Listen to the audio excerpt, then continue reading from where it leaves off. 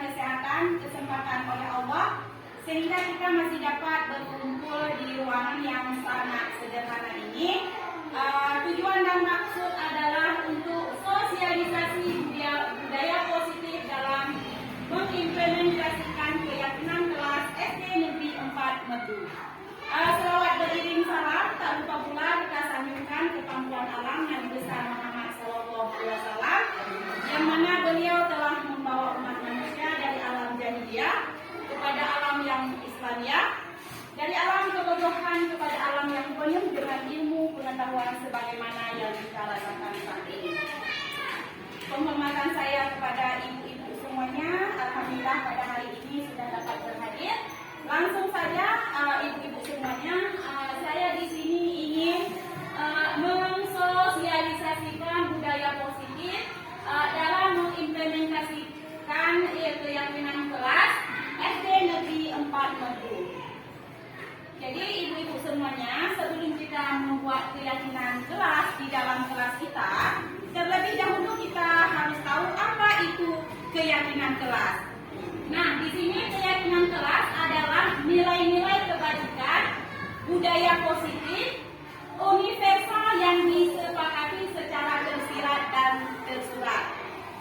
Di sini berarti budaya-budaya positif yang kita jalankan ataupun yang kita buat di dalam kelas kita.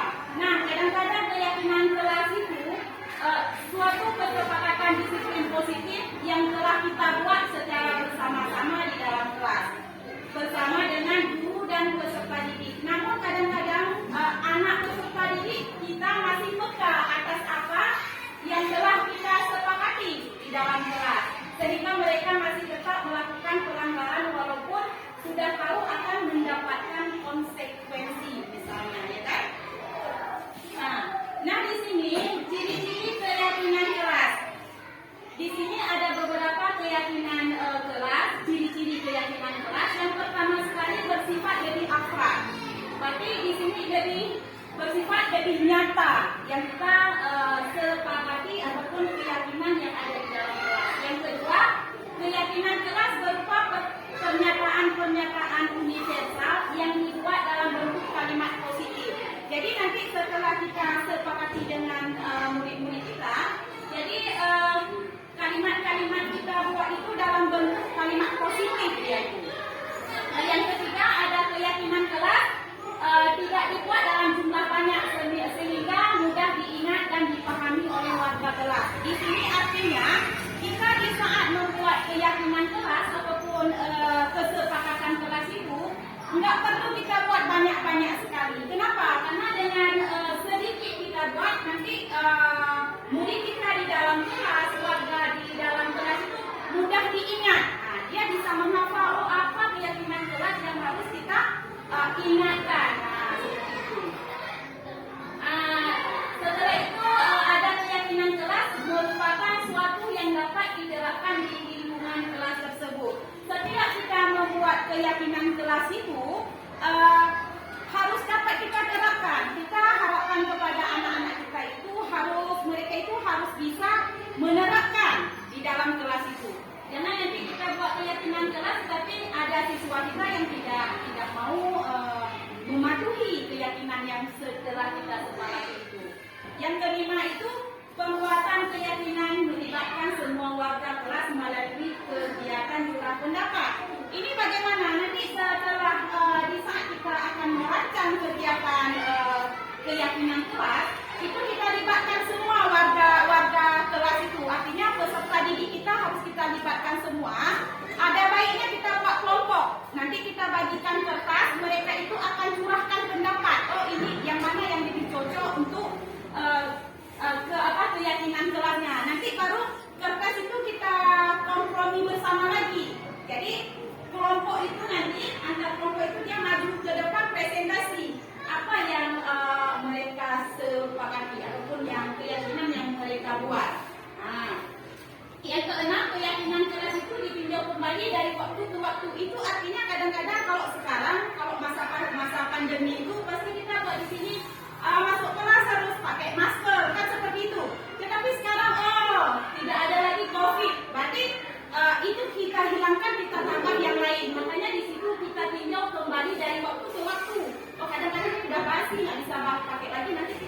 misalkan yang lain seperti itu.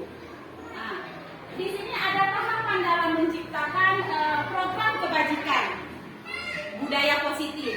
Dalam tahapan menciptakan program kebajikan, ada beberapa hal yang harus diperhatikan dalam menyusun daftar kebajikan yang akan diterapkan di sekolah, yaitu memilih nilai kebajikan yang dominan, yang sering untuk diimplementasikan, termasuk diantaranya adalah toleransi, rasa hormat, integritas, mandiri, menghargai, antusias, empati, dan lain-lain. Nah, terus sebelumnya kita menjelaskan maksud dan tujuan keyakinan kelas itu apa sih?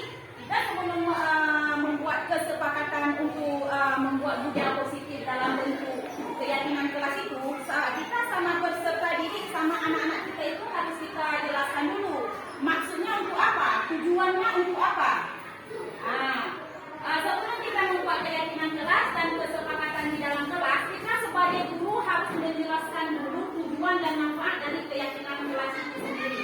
Setelah itu baru kita membagikan beberapa kelompok dan membagikan daftar, dan masing-masing kelompok akan berdiskusi keyakinan apa saja yang itu cocok menurut mereka, yang tampak dan tidak tampak seperti apa. Kemudian masing-masing kelompok itu mempresentasikan hasil kelompoknya, dan hasilnya dapat disepakati bersama dan dapat dipajang di dinding untuk diikuti. Mungkin dulu ibu-ibu semuanya bukan keyakinan kelas yang kita buat. Kita pernah buat dulu, tetapi tata tertib, ya kan? Tata tertib seperti yang ada di kelas saya, tata tertib ini semua ada kita.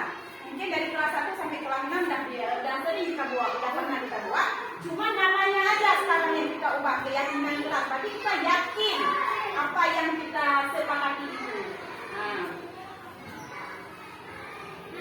Ini tujuannya, tujuan dari kesepakatan kelas ataupun keyakinan kelas itu untuk apa? Yang pertama sekali untuk menumbuhkan budaya positif melalui keyakinan kelas. Yang pertama sekali mengenalkan keyakinan kelas kepada peserta didik.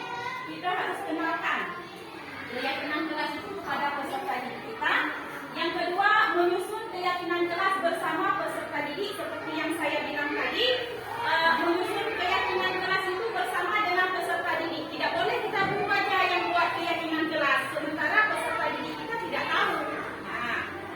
Yang ketiga, membiasakan penerapan keyakinan kelas itu untuk menumbuhkan segi disiplin pada peserta didik. Ini artinya bagi menumbuhkan kedisiplinan kepada peserta didik kita.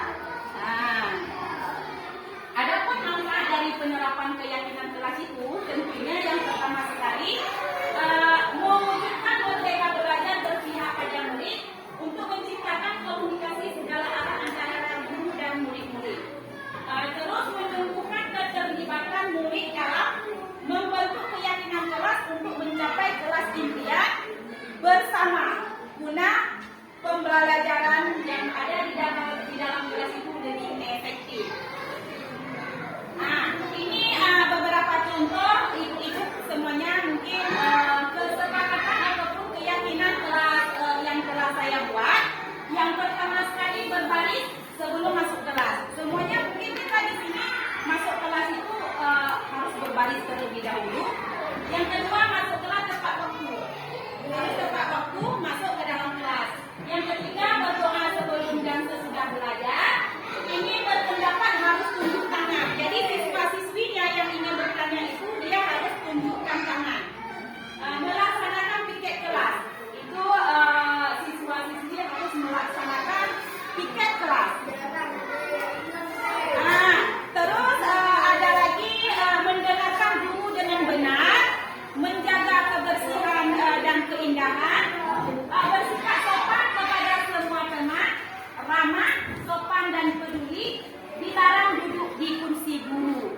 Ini beberapa contoh keyakinan kelas yang telah kami buat ibu. Ini mungkin ada juga contoh. Ini ada contoh kesepakatan kelas ataupun keyakinan kelas yang telah kami buat. Ini Bapak Ibu semuanya ada dokumentasi